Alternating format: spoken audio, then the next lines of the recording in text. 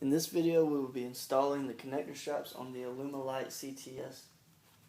Now to begin with, you'll take your short strap, has a loop in the top, and also has a female connector on one end. You wrap that around on your standing platform, feed the female in through the loop,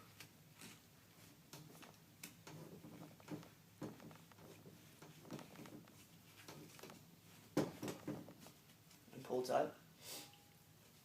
Next, you will take your longer strap. It also has a loop as well as a male connector.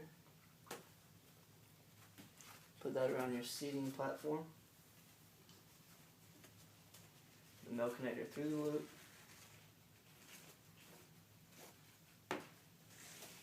And pull tight.